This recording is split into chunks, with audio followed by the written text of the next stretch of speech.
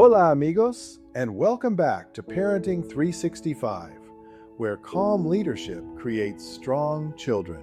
For over 30 years, I worked with troubled youth and their families, from juvenile custody to schools to family reunification. I learned something important. Most parents are not bad people, but bad habits, poor emotional control, and weak role modeling can quietly shape a child's future. That's why Parenting 365 exists. I have another great story to share, so let's get into this. Some places become so used to dysfunction that danger stops shocking people. And when that happens, violence becomes routine. February 1994, graveyard shift. I'm upstairs again, working M and N. I am working with two sleepers, Butthead and Swell. As always, they're asleep at the desk. Butthead in the middle in the control center, Swell on the end side, both completely checked out. Then I hear a door knock at one of the room doors. A young adult wants to come out to use the restroom. Standard movement. I notify. Butthead, I yell. One coming out. Raises his hand to acknowledge me. I proceed down the hallway and unlock the youth's door.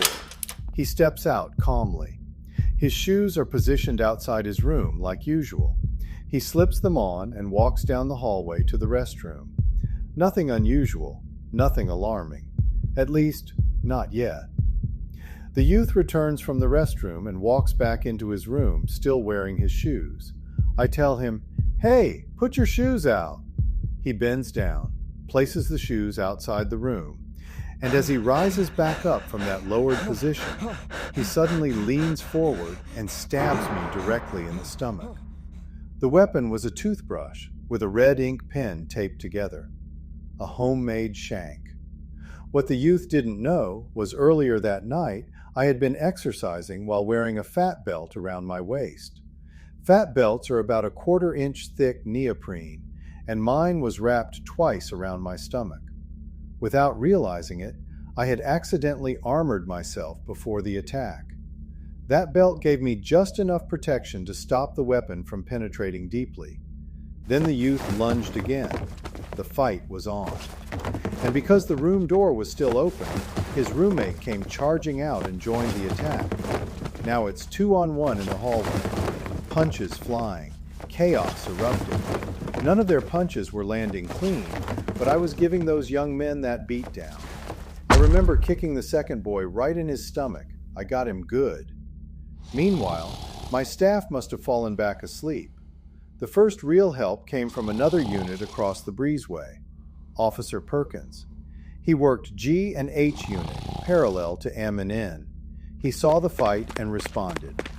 Luckily, he was completing a hall check as the fight began.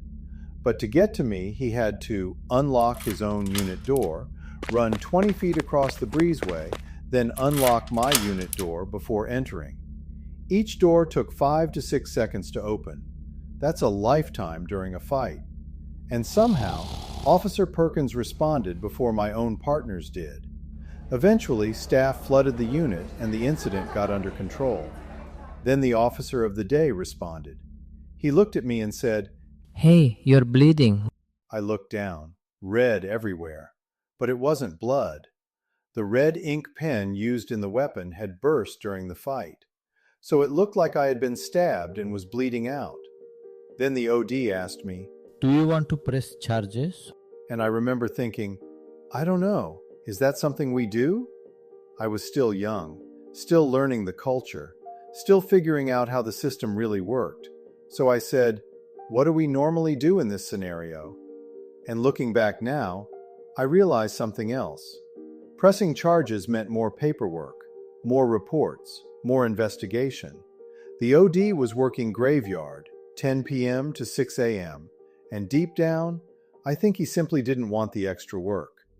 That stayed with me, because systems rarely collapse all at once. Sometimes, they slowly decay through tolerated laziness. But I remember something else too. The very next day, I reported back to work. And I remember several probation officers looking at me shocked and asking, "You came back?" Like they were surprised to see me. And I remember thinking, why wouldn't I come back? I knew what I signed up for, and I knew I could handle myself. Then, years later, something happened I never forgot. One youth looked at me and said, "Sanchez, I like it when you show up for work." I remember waiting for the joke. I thought he was messing with me, so I asked, "Why?" And his answer reminded me just how much these kids watched everything. Not just strength, not just fear, fairness, consistency, presence. Because whether staff realized it or not, those youth always knew who really cared, who treated people fairly, and who could truly handle the job. His answer was, "Because I feel safe when you are here." children are always studying adults. Even when we think they aren't listening, they're watching. They notice who stays calm, who loses control, who treats people fairly, and who makes them feel emotionally safe when life becomes chaotic. Most children won't remember every rule you gave them, but they will remember how your presence made them feel safe, afraid, ignored, or understood. And over time, those moments quietly shape the kind of adults they become. One of the most powerful things a parent can become is steady. Not perfect, not loud, not feared, steady. Because emotional security is built through consistency, through showing up, through fairness, through calm leadership during difficult moments. Children don't just learn from what adults say, they learn from our emotional control, our reactions, our patience, our honesty, and whether we truly practice what we preach. And the adults who quietly show up every day with strength and fairness often leave the deepest impact of all. The night I got stabbed taught me something I never forgot.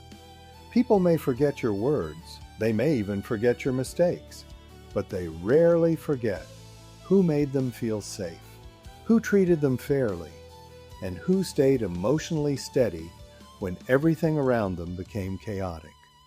And sometimes, the people watching us most closely are children.